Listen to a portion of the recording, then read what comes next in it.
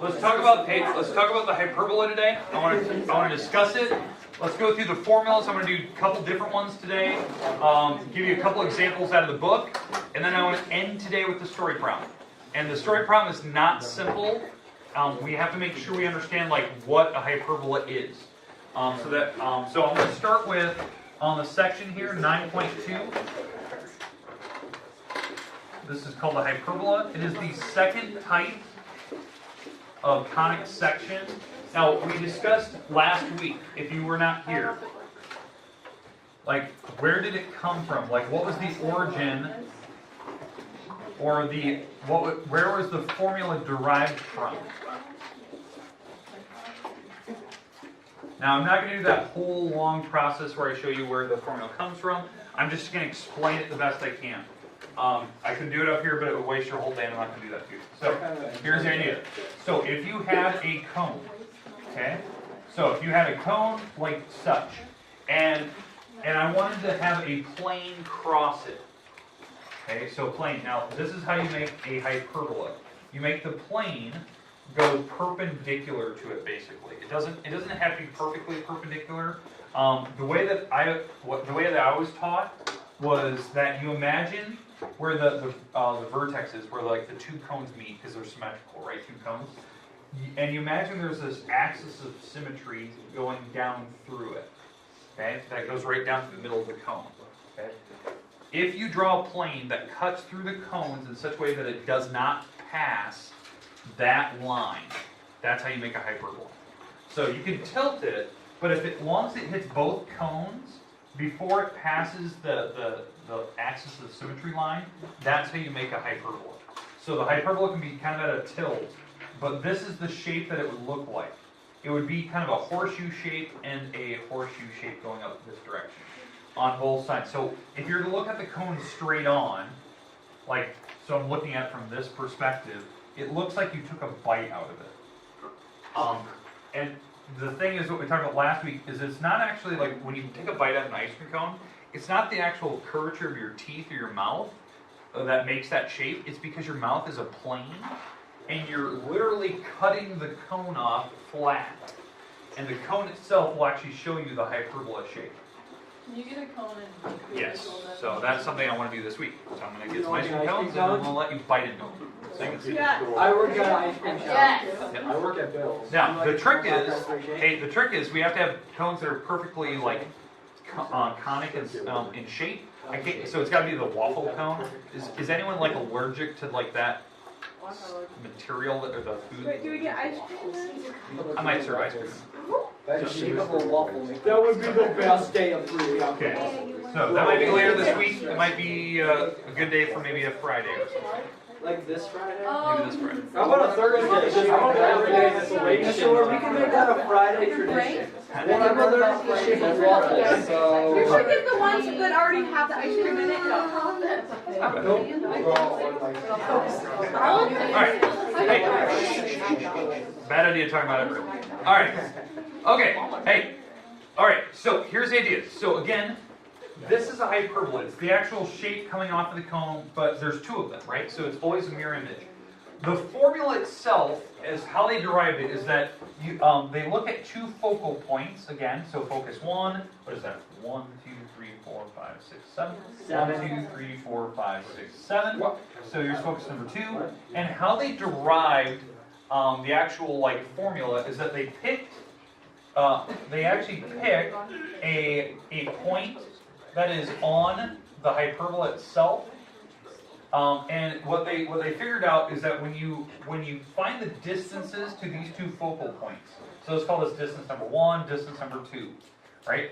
When you find the distances to those points, those focal points, they always make the same number for a hyperbola. So what I mean by that is you don't add them together to make the hyperbola. What you actually do in this particular case is you actually subtract the two distances, and it will always make a set number, a set constant. In fact, the constant you actually make is always 2a. And what 2a is, when you actually subtract these, a is the distance from the origin, this dot in the middle, out to where one of the branches are. And that's branch of the hyperbola is the actual shape itself. So that is your a number. This is, you're going out to a comma 0. That's actually where the a number comes from. But anytime you subtract them, you always get the major, or I shouldn't say major axis, because we're not major axis. It's called the transverse axis. Transverse axis. So that's the major axis you're going along. Okay, and then, so obviously if I went backwards this direction, same exact idea, you'd have another branch going this way from that same transverse axis. But that's how they made it. Now again, what type of real life object would actually use this? This is actually how sound works. So any type of sound wave would actually use this. Any type of satellite dish that's using informational signals would actually use this. So this is actually how they communicate between satellite dishes and stuff. That you're going to get some information, it's going to go to the eye, because what happens, whatever information you have from whatever distance you're traveling, it hits the actual shell of the satellite dish, and then it goes to the eye itself, which the eye has to be right at the focal point. So that's kind of the idea. And that's why satellite dishes are very, it's not parabolic in shape, it's more hyperbolic. It's actually very flat on the satellite dish. It's not so rounded. It's not like I a, like a mixture between a bowl and a plate. yeah, that's what we talked about last. It's a Okay, blade. but why this, like something you probably experienced before is that there's always this weird story that, or some math that they always say online where when you hear lightning, like you hear the actual like lightning itself, the thunder of it, right? You not hear lightning, you hear the thunder of it, right? Yeah. But the idea is that you're supposed to count to a certain time on your hand, like you count to like 3 or 4. And then there's some formula that you do, and I'll tell you how far away it is.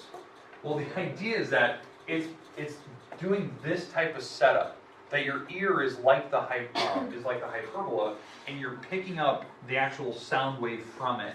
And there's a certain distance away from you where it actually struck. You don't actually need to see it to get approximate distances to the object, which is kind of weird. Now, if you actually had 2 people and they both heard the same like thunder, you can actually approximate which person is actually closer and roughly where is it going to be. In fact, having a third person, you can triangulate it and then know exactly what spot it actually hit on the map. Because of the time delay, and that's why they have you count. But that's the type of story problem I want to talk about today, to show you kind of like that idea behind it. I know that seems a little silly, but it is purposeful, and it does apply a little bit of physics with a little bit of math, which I think is kind of perfect for what we need. Okay, but that's what we're going into. But the trick is, this thing right here is important. Knowing where the actual formula is actually created is created because of this. That the distances from focal points, like where you would actually be sitting, the focal points, and to where that spot is out in the distance, where that thing is on the hyperbola, these distances, when you subtract them, always make the same number. That's why they're the same shape perfectly, and why they're very symmetrical, is because it doesn't matter where on the shell you are, the distances will always subtract to make that constant number. So that's why they have to be at a certain plane. Today, I want to show you maybe 2 examples of a hyperbola, and then do the example, the story problem that I want to talk about. Okay? Goal today, let's do a horizontal, let's do a vertical, and then we'll get to the story problem. Okay? So hopefully you have your notes out. Let's do the horizontal one first. Horizontal one. So here we go. I think it says 8. B is going to be short. Look, now you'll never know. What happened? What are we looking at? There was like right here, a focal point. It was an A. Just an A? A. The A comma 0. There you go. Okay, let's do an example of a horizontal type of hyperbola. So we're going to go more stretched horizontally along the x-axis. So let's deal with this one first. I want to give you the formula to show you how it works. Then we'll do another one just to make sure that makes sense to you. But the horizontal one first. Here we go. This is the formula that we're going to need.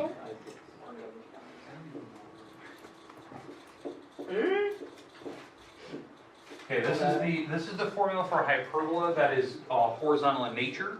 The reason why is how I know it's horizontal is that the item that's out front is called the positive term.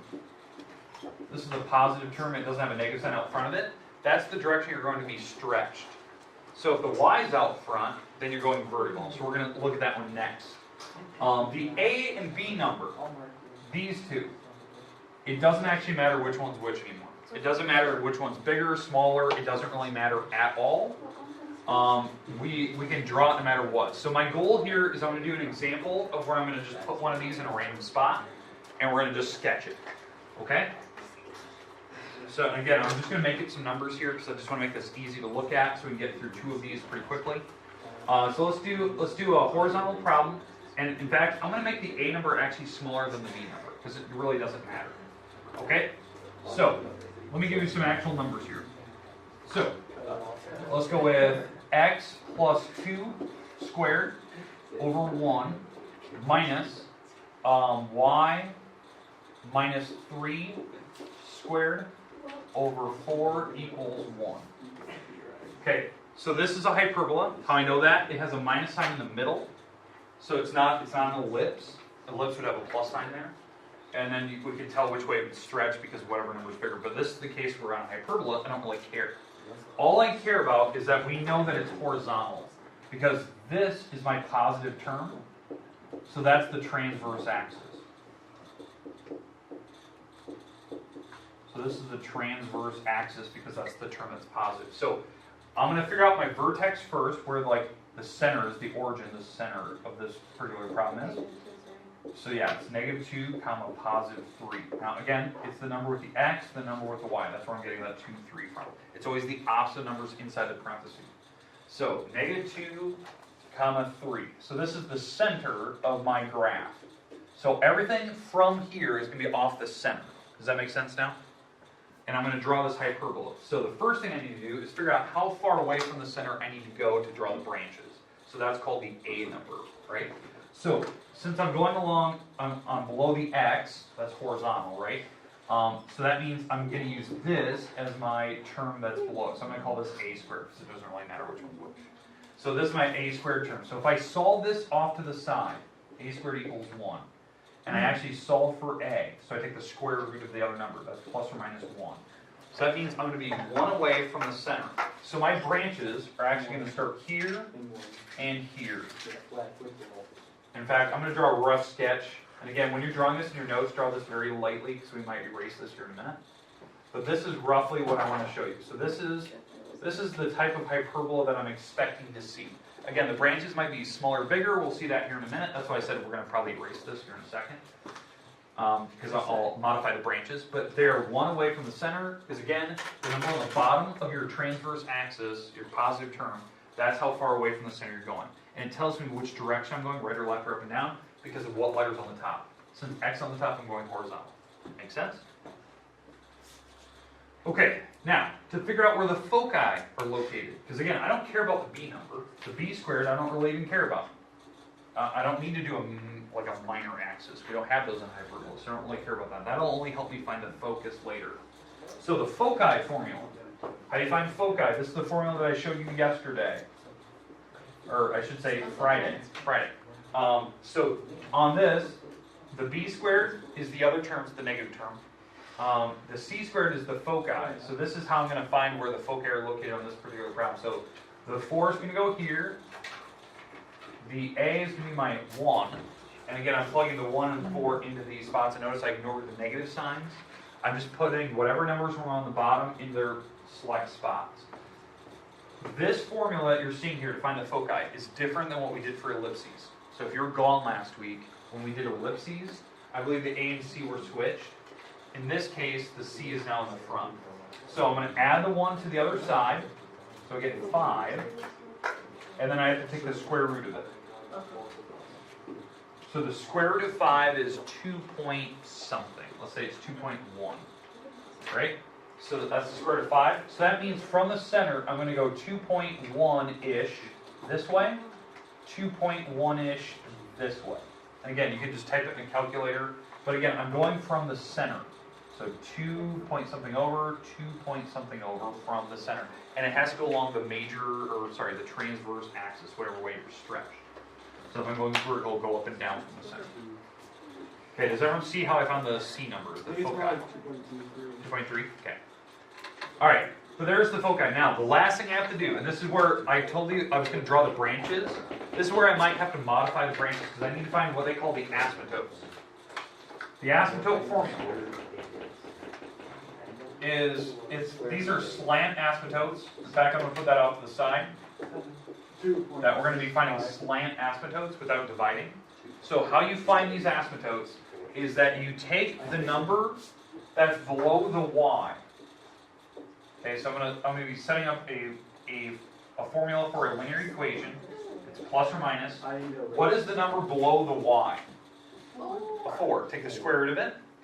2. That number goes on the top. It's whatever number is below the y that goes on the top. I'm finding slope. So this is a linear equation. It's y equals mx plus b. Right? I'm finding slope, and the y number is my rise number. So whatever's below the y, it has to, wherever y is at, that number goes on the top over there. And I have to take the square root of it. What number is below the x? 1. Take the square root of it. 1. This is my asymptotes. There's 2 of them. So one of them is the y equals positive 2 over 1x, and the other one is y equals negative 2 over 1x. So, and I can draw 2 different lines. In fact, I'm going to put these lines in red, just so you can see these. Okay, so from this spot, I'm going up 2 over 1. So up 2 over 1, up 2 over 1, up 2 over 1, and I can draw a rough sketch of my asymptotes. And then for the other one, I'm going to be dropping 2, running 1. Again, it's slope. So from the center, drop 2, run 1, drop 2, run 1, drop 2, run 1. And here's my other one. This looks like a wild picture. So now, at this point, now that I have my asymptotes drawn, now I can fill in the branches very solidly, because now I know the branches will hug up against it. Are these the asymptotes that they can't cross? Yeah, they cannot cross these. So the slant is very kind of rigid. I cannot cross the slant. So at this point, for my branches here, they're going to actually hug up against it. So they're actually incredibly wide at this point.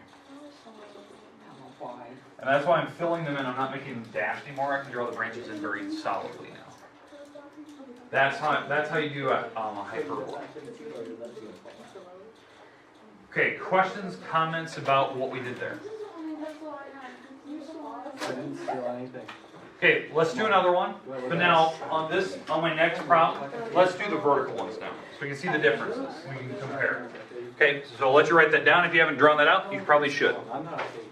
Ray isn't helping me out. Okay. He's even helping me. I was watching the movie and studying, she clicked it out. So. Okay, hey, is everyone good? Yes. Okay, alright, when you erase this, let's do a vertical one now. I seriously don't have it. I erased it and then Haas said he wanted to erase something. So I gave him this eraser. Then I would if I knew where I was. Okay, second one. Now we're going to do the vertical type of hyperbola.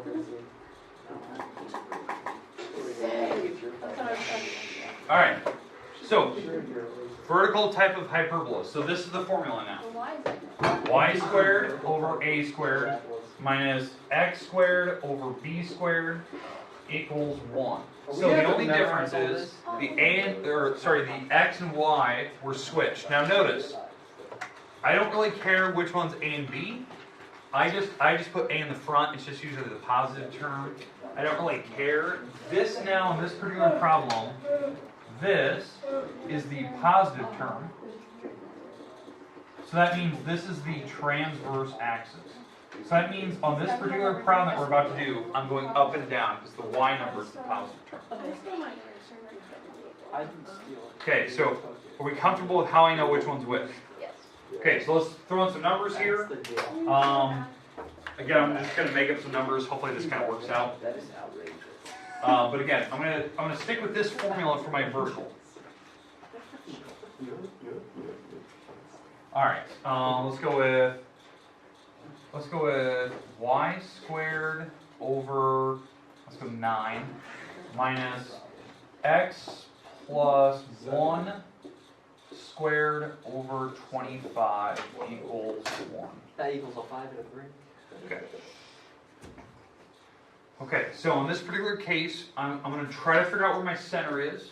I know that we're definitely going vertical because this is the positive term, because that's the way we're making this. But where's my center? No? Nope. Shucks. Oh, it's They're with close. the y, so the Yeah. x is -1. Oh. And, Yeah. Man. This is where people will mess up. When you write the center, like where I'm going to start, you have to use the top numbers like always. The x number has to go first. So you have to go find where x is at. That's a -1. -1, And then the 0 is in with the y since there's no parentheses. So I'm actually at -1, 0. So this is the center. And from here, I'm going up and down. That part really always messes with people. It's that one. I can catch usually a few people with that. All right, so now at this point, we need to figure out where my A term is and my B term. So this will tell me where the branches go. So since I'm going up and down,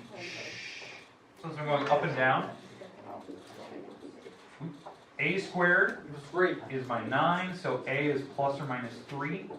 When I take the square root of 9, so that's where the branches are going to start. It's along that major axis number.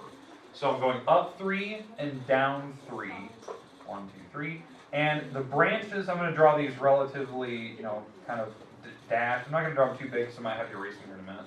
But this is kind of what I'm expecting. Something like that, so that's what my hyperbola is going to look like.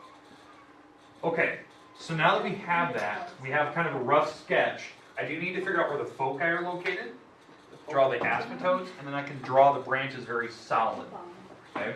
But again, the transverse axis is going up and down because the y is first. So it is going up and down. So when I do my foci, they have to go up and down from the center.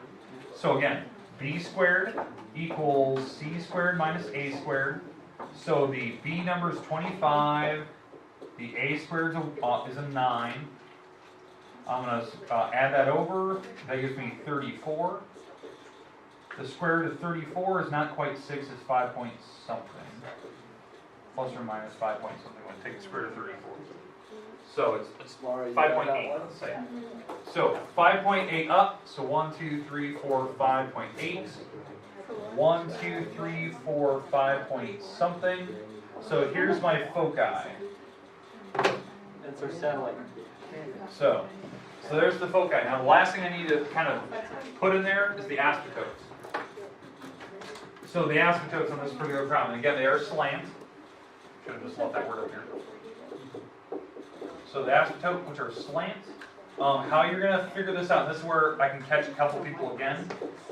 It's a fraction with x behind its linear equation. What's the number below the y first? That's a 3, that number goes on the top. It's always the y number on the top and you take the square root of it. The x number goes on the bottom, so the 5 is going to go on the bottom. Again, how I know how to do that, because slope is rise over run, so I have to have the y number on the top, the x number on the bottom. That's where the 5 and 3 come in. That's it. That's all. And then I'm going to draw it from the center. So I'm going up 3 over 5. 1, 2, 3, 4, 5. And then I'm just going to roughly draw that. So there's one of the asymptotes. The other one is going down 3 over 5. 1, 2, 3, 4, 5. So is it just the opposite? Yeah. It's actually the perpendicular to it. So.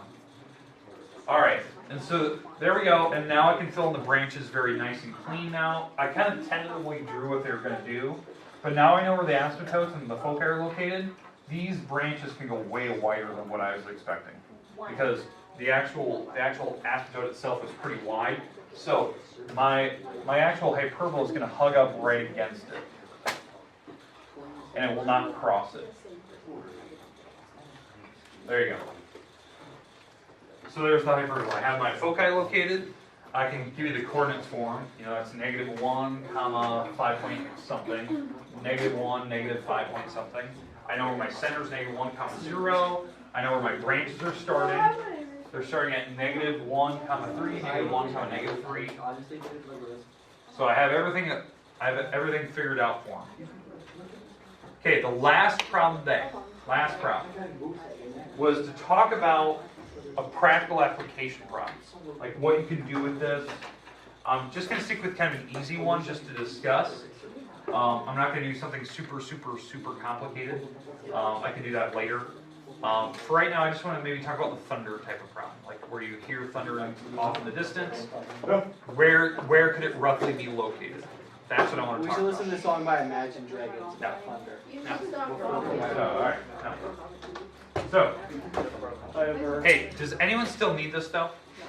Okay, I'm gonna start and stop the camera here, and then we'll get started on this.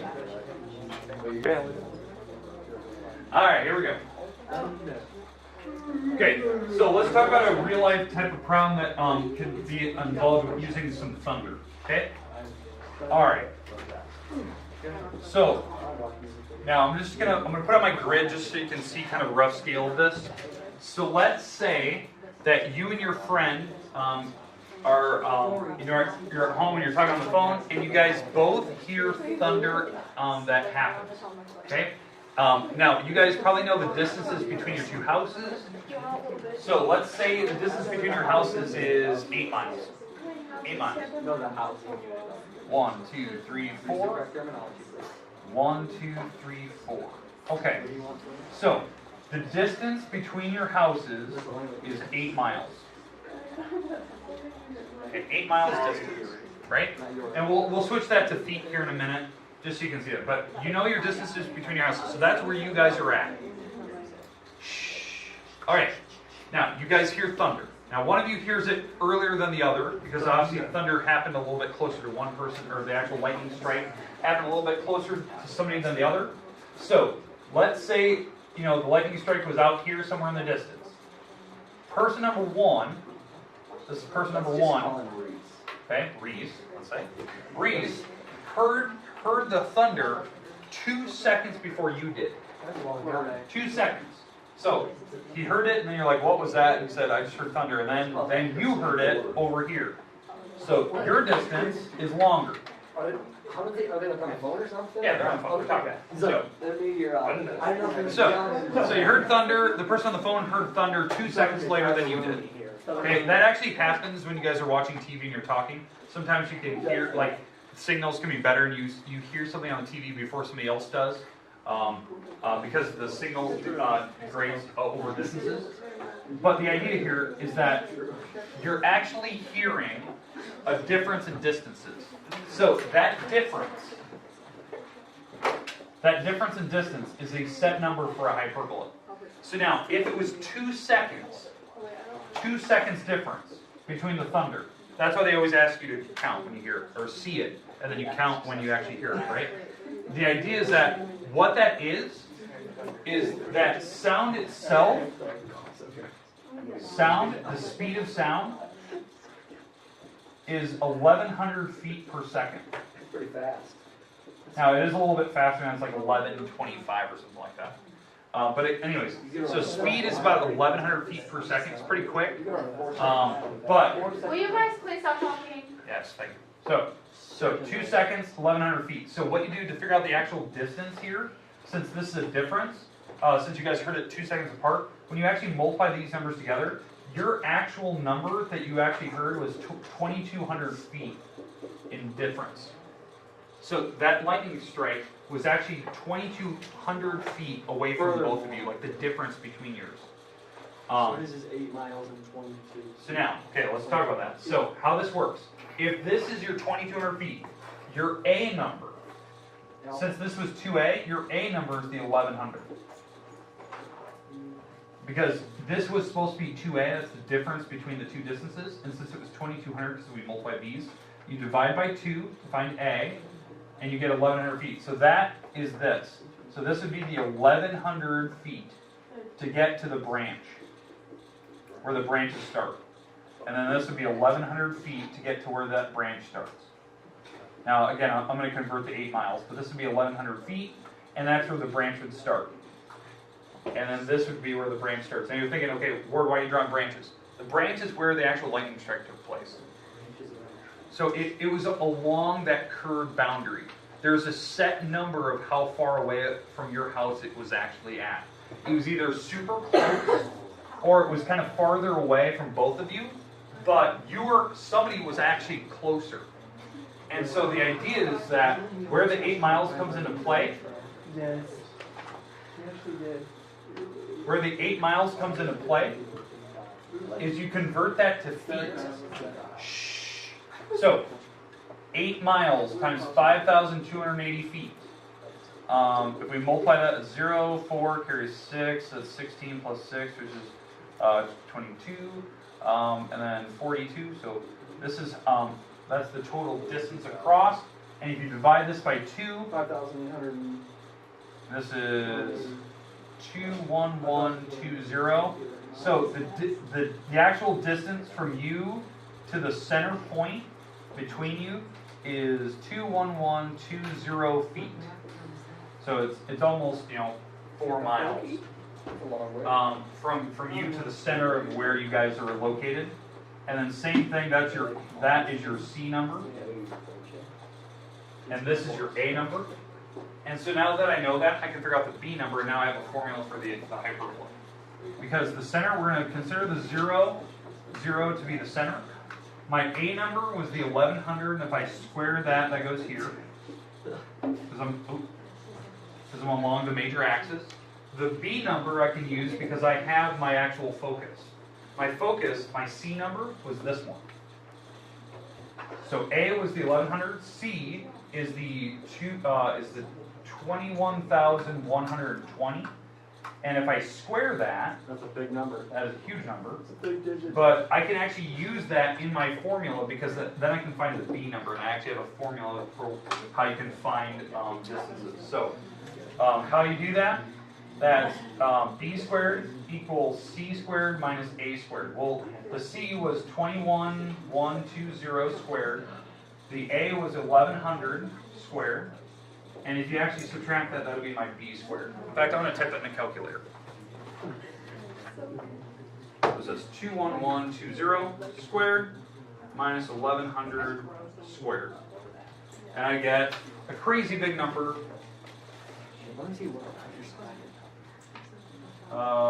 What is that? 44448. 44400. And the 1100 squared. There you go. Okay, what you're looking at here. I think I marked down. That's a big number. All right, what you're looking at here. This thing right here in front of you is the actual formula for that lightning strike. Now you're thinking, okay, Ward, why is that important? Because what you have there is the actual set distance from you to that lightning strike that actually occurred. In fact, it would have occurred at any point along the hyperbola. So if one person heard it sooner than the other, you know what side of the midpoint you're on. So you know the lightning strike is closer to me. And if it was, what you can check is for intensity of light, and that tells you which point it was. Was it closer or was it farther away? So there's little things you can do to check and to pinpoint. Now, obviously, if you're outside, you can just look on a compass or just kind of like ballpark where you saw it, and that tells you along the hyperbola where you're at. And then you can figure out distances and how far away somebody could be if they were hearing that. That's actually why, like in a storm, they have you count the number, because you look at when you saw it versus when you hear it, and that gives you a distance to that object.